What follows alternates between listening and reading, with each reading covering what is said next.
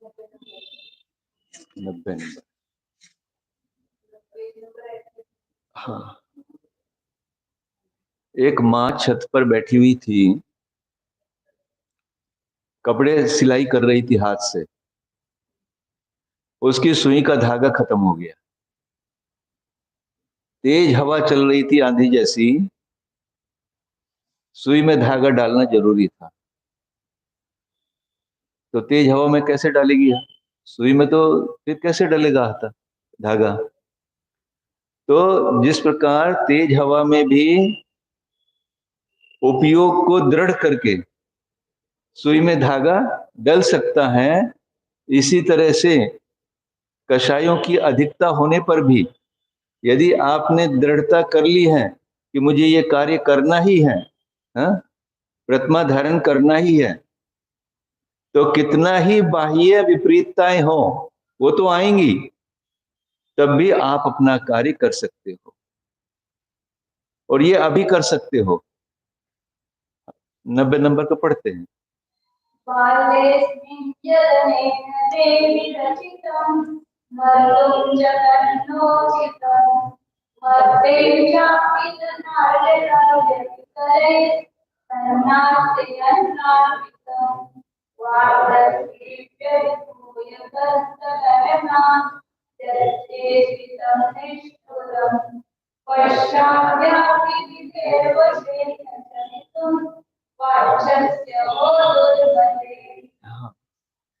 बार बार पूरा नक्शा आपका निकाल के दिखाते हैं आचार्य कि इस जीवन को ही देखो, पिछले जीवन का तो याद नहीं है आपको।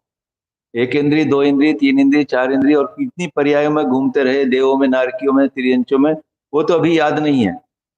पर वर्तमान कई दिखा रहे हैं कि दुर्मते, दुर्मते कह रहे हैं। गाली लग रही है कि दुर्मते जैसे? दुर्बुद्धि किसको कह रहे हैं आचार्य? गाली लगती नहीं हमको, गाली भी दे रहे आचार्य, फिर भी गाली लगती नहीं उनकी। हे दुर्मते बाल्ये अस्मिन, यानी इस बाल्यकाल में भी कर्म ने तेरा बहुत अहित किया है। कि जब जन्म लिया तो कितने कष्ट से जन्म लिया, माँ के उदर में पड़ा रहा, कितना कष्टित रहा वहां पर भी। बाल्यकाल में भी कुछ विवेक नहीं था, तो कितना अविवेक, कितना इसने तेरा अहित किया इस जीव का। जीव तो तभी भी था ना वैसा ही, जीव में तो कोई अंतर नहीं था, जीव तो अनादिकाल से वैसा ही है, परंतु इस कर्म ने तेरा कितना अहित किया। वर्तमान का नक्शा दिखा रहे, अनादिकाल से तो इस जीव ने, इस कर्म ने तुझे संसार में भ्रमित कर रखा है। वर्तमान में देखो कितना इसने दुख दिया है। और स्मर्तो तम तन्नोच्युतम, यानी इतने दुख दिए हैं इस कर्म ने कि उनका स्मरण करना भी न उचित नहीं है। क्या करें उसको? कितने दुखों का सामना करना पड़ा इस कर्म के कारण इस जीव को। मध्य चापी, और यौन अवस्था में भी, मध्य का अवस्था है ना वो। धनार्जन व्यति करे ही, धन के अर्जन करने में, क्यों करना धन का अर्जन? बच्चों को पढ़ाना है, परिवार का उदर निवारण करना है, इसलिए धन अर्जन करना। हम तो करते नहीं धन अर्जन, हमें तो कोई जरूरत नहीं है। यानी इस कर्म ने हमें धन के उनके मोह में डालकर, इस जीव को परिवार के मोह में डालकर धन अर्जन के कार्य में लगा दिया, और धन अर्जन करने में तन्नास्ति यन्न अर्पितम, यह ऐसा कोई दुख नहीं है जो इस जीव ने सहन न किया। दिन रात कोलू की बैल की तरह ये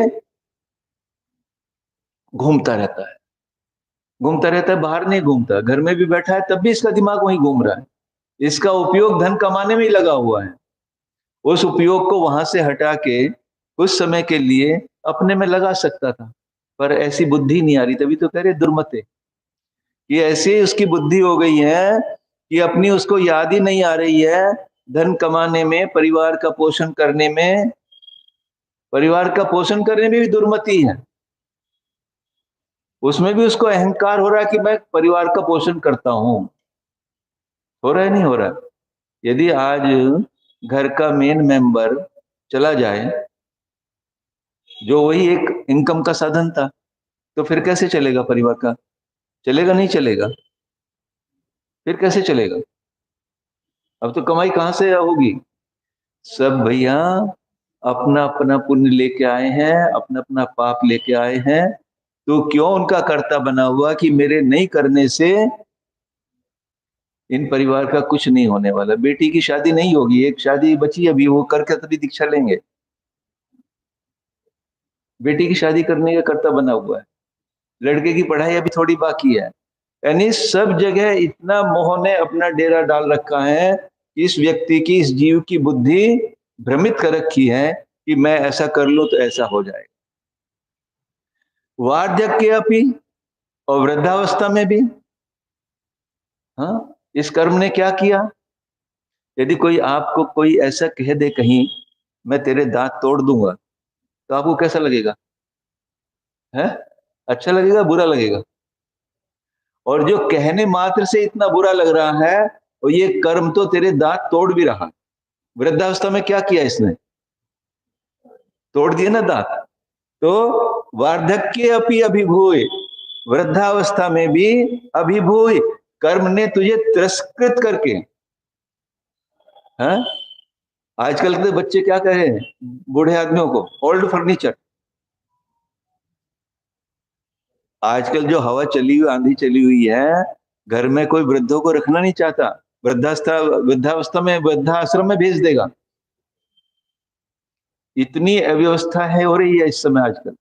और फॉरेन में तो हमको नया ही कुछ सुनने में आता था, देखते थे। पुरानी कार ली, माँ बाप को बैठाया, कार स्टार्ट करके समुद्र में फेंक दिया, बैठ के जाओ आराम से। यानी वृद्धावस्था में इस कर्म ने तुझे इतना तिरस्कृत किया है। अभी देखो वृद्धावस्था में कौन पूछ रहा है? हाँ? बच्चे को आवाज लगाओ, मेरे पास टाइम नहीं है, कॉलेज जाना है, दुकान का समय हो रहा है, मुझे टाइम नहीं है, घर में बहू है, बैठो अभी देते हैं खाना आपको।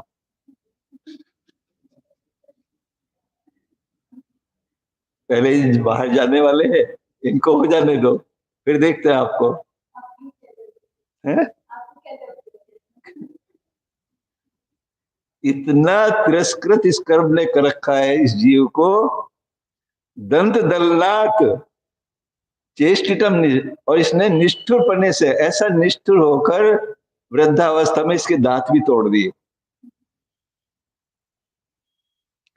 पश्य अद्यपि विधे, अब अब अब इन सब चीजों को देखते हुए भी, है, विधे कर्म ने, कर्म के वश से, चलितुम वाच्यतो अहे दुर्मते, हे दुर्मत, हे दुर्बुद्धि, अब भी तो कर्म के वशीभूत होकर चला जा रहा है।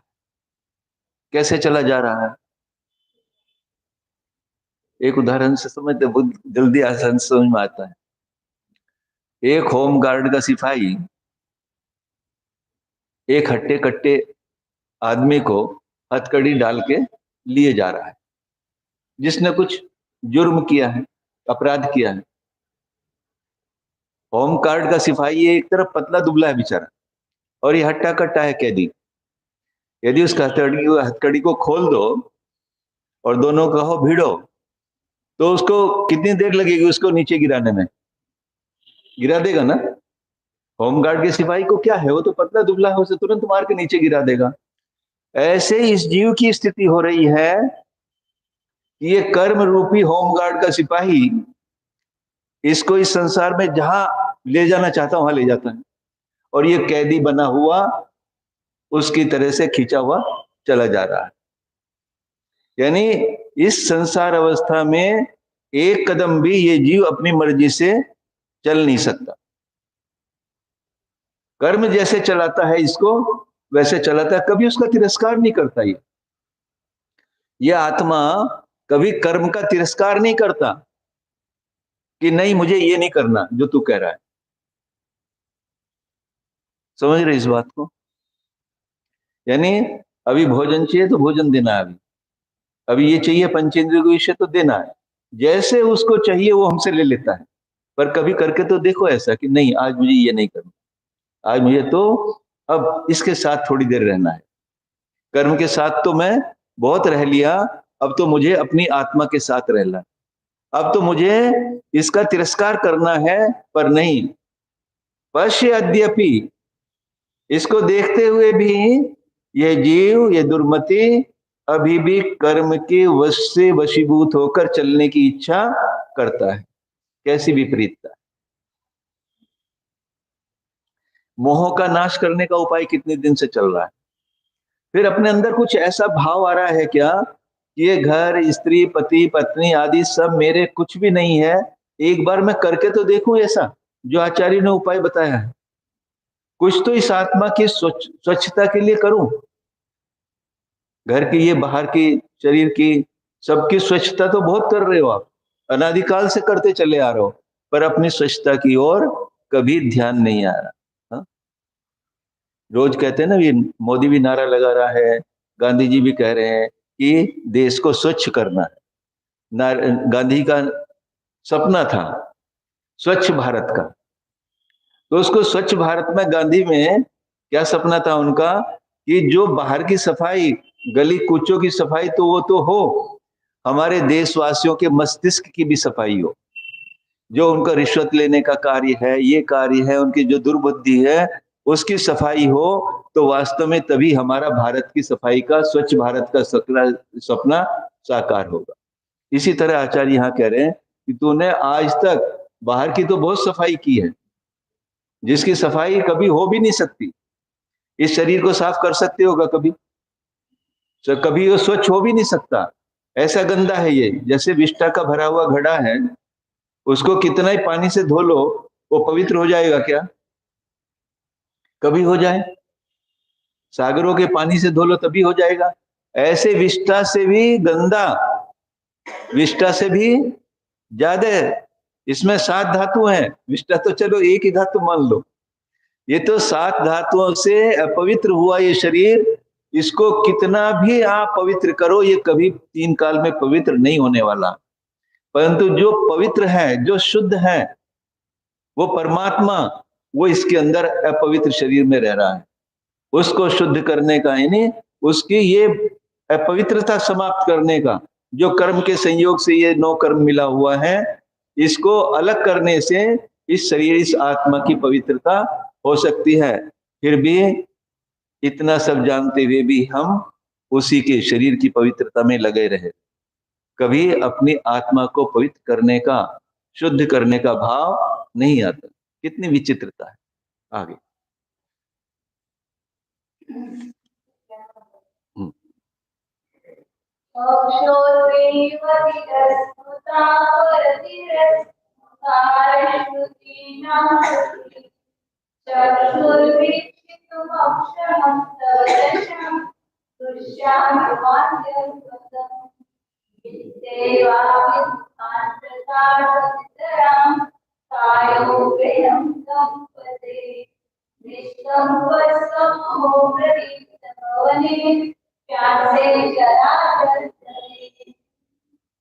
वृद्ध अवस्था में क्या क्या हो रहा है देखो।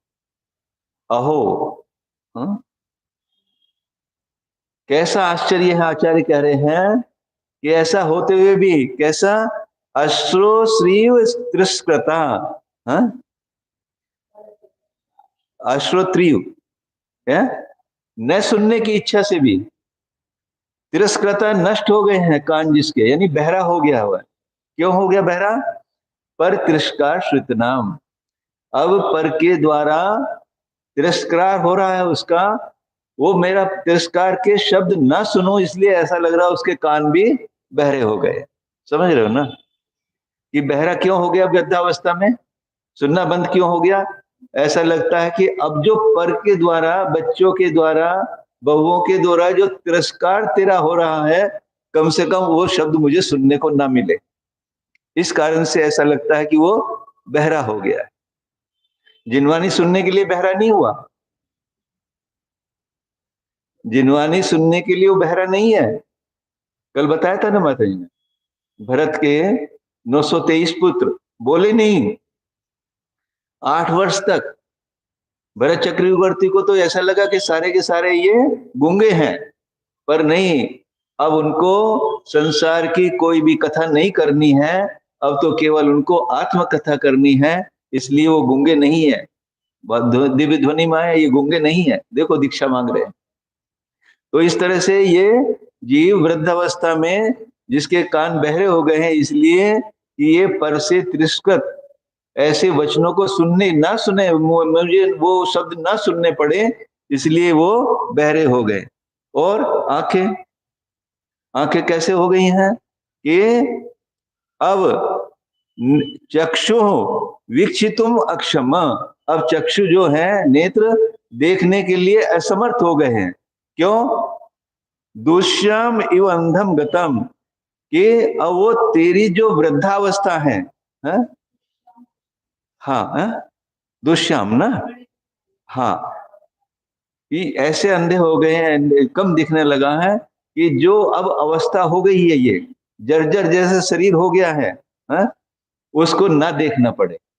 यानी जर्जर से मतलब रोग हो गए हैं शरीर में, पीप बहने लगी है, कहीं कुछ हो गया है, ऐसी इस शरीर की अवस्था ना देखनी पड़े, इसलिए आंख भी, उसकी आंखें भी अंधे हो गए जैसे। और भीति एव अभिमुख अंतक आदर अंतकात अतितराम, और अब डर रहा है, डर से उसका काया अपि अयम कंपते, अब इसकी इसके काया भी इसकी कांपने लगी है। किस लिए कांपने लगी? अब काया क्यों कांपने लगी? क्योंकि भीति से, भय से कांपने लगा। किसके भय से?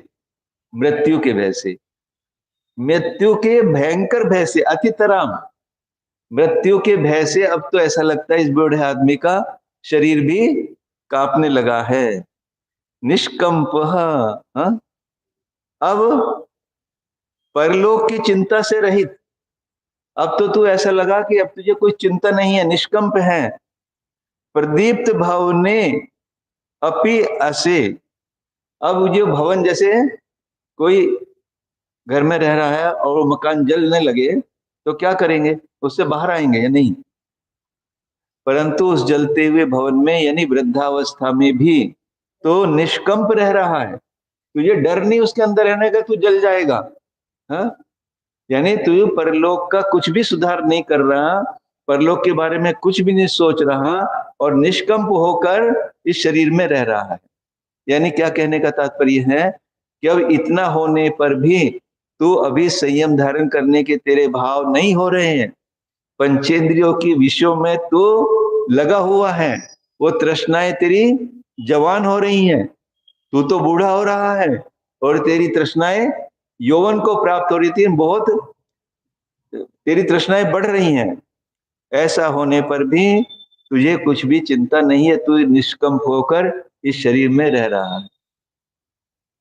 कैसा लग रहा है? ये सब यहाँ पे वृद्धावस्था वाले हैं,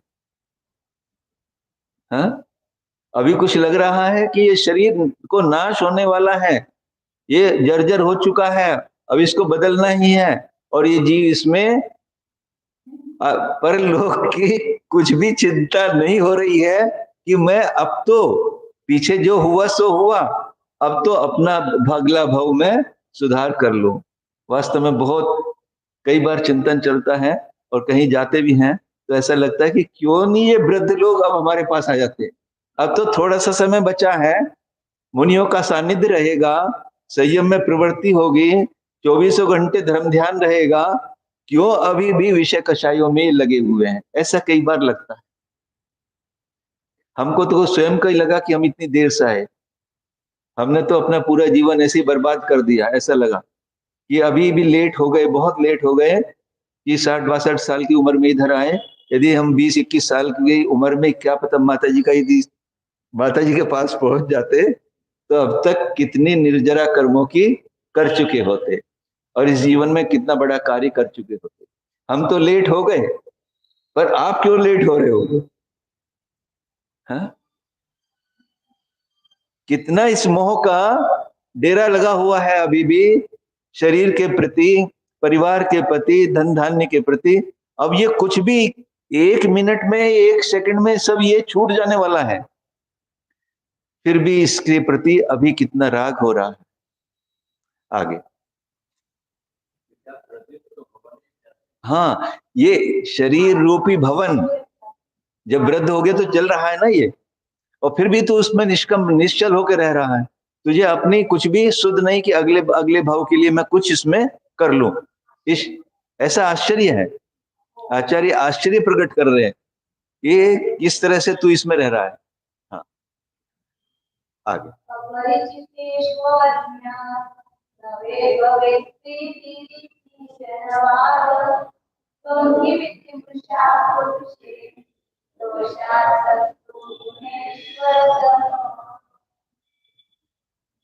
जनवाद, हाँ, लोक में एक ये प्रसिद्ध है, क्या है, सभी जानते हैं इस बात को, कि जो अति परिचित है, हाँ, उससे उतना मोह नहीं रहती, उसकी अवज्ञा करते, तिरस्कार। यानी एक कोई नई वस्तु मिल जाए तो पुरानी वस्तु को हटा देते हैं। यदि घर में कितने रह रहे, यदि कोई मेहमान आने वाला हो तो उसको, घर वालों को उतना नहीं जितना वेटेज हम नए को देते हैं। तो अति परिचितेषु अवज्ञा, जो अत्यंत परिचित है या अत्यंत अपरिचित वस्तु है उसमें तो हमारा आदर बुद्धि, अति परिचित में अनादर बुद्धि रहती है। और नवे भवेत प्रीति, और जो नई वस्तु होती है उसमें हमारी प्रीति होती है। घर में 4 बहू हो और 5वीं आने वाली हो तो किसमें प्रीति ज्यादा होगी? जो नई आ रही है उसमें। तो नई वस्तु में आदर और पुरानी में अप्रीति रहती है। ऐसी ये लोक में प्रसिद्ध है। त्वम किमिति मृषा कुर्से, है, तो इसको, इस लोकोक्ति को झूठ कैसे क्यों कर रहा है? क्या मतलब कहने का, कि तो दोषों में आसक्त और गुणों में अवरत, यानी गुणों में तो रत नहीं हो रहा। जो अनादिकाल से दोष में दोष तू देख रहा है, उनमें तो तू रत हो रहा है। पंचेंद्रियों के विषय कब से है इस जीव को? अनादिकाल से। उनमें तो तेरी बुद्धि आसक्ति की हो रही है, यानी जो पुरानी चीज है उसमें तो अनादर होना चाहिए ना। तो दोष कब से है इस जीव को? अनादिकाल से दोषों में है, तो उनमें तो तेरी अनादर होना चाहिए, पर उनमें तेरा आदर बना हुआ है। और जो गुण है, और गुण कैसे हैं? सम्यक दर्शन, ज्ञान, चारित्र, ये यहाँ धर्म है, संयम है, ये सब आचार्य बता रहे हैं कि ये तेरे 2 गुण हैं, इनको तू धारण कर सकता है, पर इनको धारण करने में तेरी नहीं, ये नई वस्तु है तो इनमें तेरी रुचि नहीं है। तो उल्टा क्यों कर रहा है? लोक की उक्ति को तू विरुद्ध क्यों कर रहा? जो तेरे अंदर अनादि से दोष है उसमें तो तेरी अरुचि होनी चाहिए, और जो ये गुण है इनमें तेरी रुचि होनी चाहिए, पर नहीं, दोषों में तो तेरी रुचि लगी हुई है, और जो गुण है जिनको तू अभी प्रकट कर सकता है उनमें तेरी अरुचि हुई है। तो ऐसे तो इस संसार की जो प्रसिद्धि है उसको तू झूठी क्यों कर रहा है? तो उनमें आचार्य कहने का तात्पर्य है कि जो विषय भोगों से तू अपने को हटा और संयम में, व्रतों में, चारित्र में, गुप्ति में, धर्म में अपने को लगा, ये करने के योग्य है। विषय भोग तो तू अनादिकाल से सेवन करता चला रहा है, वो तेरे सेवन करने के योग्य नहीं है। धर्म में लग, यही तेरे करने के योग्य है। आगे बढ़ा है वो हो नहीं पाएगा, कल करेंगे उसको, नहीं करते पूर्ण करते हैं। तो वर्तमान स्थिति को देखते हुए और वर्तमान में जो अद्भुत मनुष्य जन्म पाया है उसको पाकर इतना सब गुरुओं की वाणी सुनकर कितना संबोधन कर रहे हैं, कितने अपनी पिछली कहानी, वर्तमान की कहानी बता रहे हैं, फिर भी संयम के क्यों निभाव हो रहे हैं? ऐसा कई बार मैं चिंतन करता हूं कि इतने ये सब लोग बैठे हैं, इतने मतलब बुद्धिमान भी है, बहुत अच्छे अच्छे पदों पे भी हैं, रहे हैं, फिर भी ऐसा एनालिसिस, ऐसा विश्लेषण अपने जीवन का करके अभी भी संयम आदि धारण करने के कौन सा ऐसा कार्य है क्यों नहीं हो पा रहा है? थोड़ा थोड़ा भी यदि अभी अपना पैर बढ़ाओगे आगे, थोड़ा थोड़ा भी संयम को धारण करने के लिए बढ़ाओगे तो बहुत कुछ कर सकते हो। और वृद्धों के लिए तो यही है, और यंगस्टर्स के लिए भी, कि यंगस्ट यौवन अवस्था में अधिक शक्ति रहती है पालन करने की। हाँ, जैसे वृद्ध हाथी था ना, वो माता जी बता रहे थे दलदल में फंसा हुआ है, ये सब ऐसा लगता है वृद्ध हाथी दलदल में फंसे हुए हैं। परंतु ये महावत, ये मुनिराज रूपी महावत आपको बार बार वो संग्राम जैसा, रण जैसा माहौल बनाने की कोशिश करते हैं, पर आप जैसे हाथी इस माहौल से भी बाहर निकलने की क्यों नहीं प्रयत्न करते? क्यों नहीं ऐसे आपके अंदर से वो अंदर से शक्ति क्यों नहीं जाग पा रही है?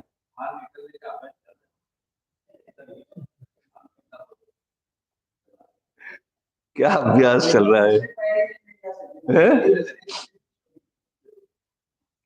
ठीक है, अभ्यास चल रहा तो बहुत अच्छा है, पर भैया निकलना ही है वहां से। ऐसा करेंगे तो ये मानव जीवन सार्थक हो जाएगा। बोले आचार्य गुरुदेव सुंदर सागर जी महाराज की। जावानी के ज्ञान से सूझे लोकालोक,